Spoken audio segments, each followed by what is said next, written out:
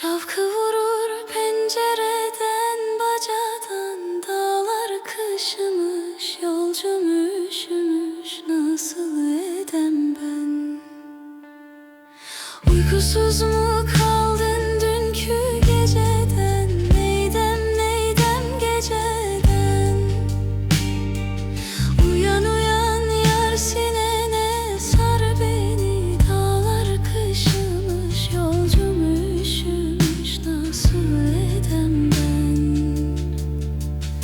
Uyan uyan yar, sinene sar beni. Dağlar harami, açma yaramı. Perişanım ben.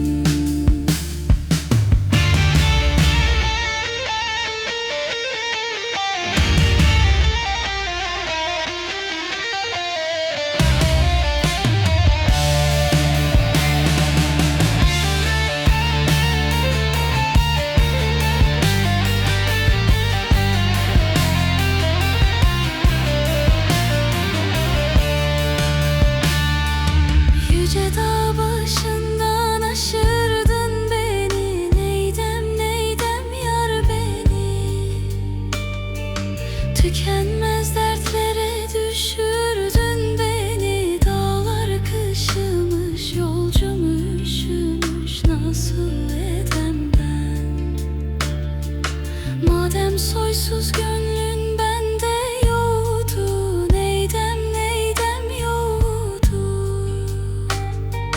Niye doğru yoldan şaşırdın beni? Dağlar kışımış, yolcum üşümüş. Perişanım ben. Niye doğru yoldan şaşırdın beni? Dağlar harami, açma yaramı. Nasıl edem ben?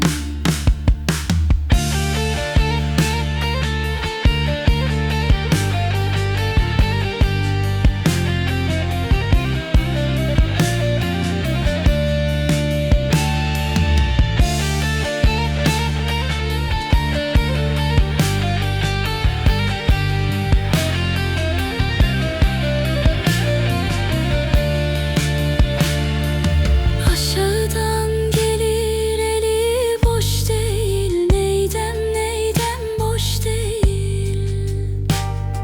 Söylerim gönlüm hoş değil. Dağlar kışımış, yolcum üşümüş. Nasıl edem ben?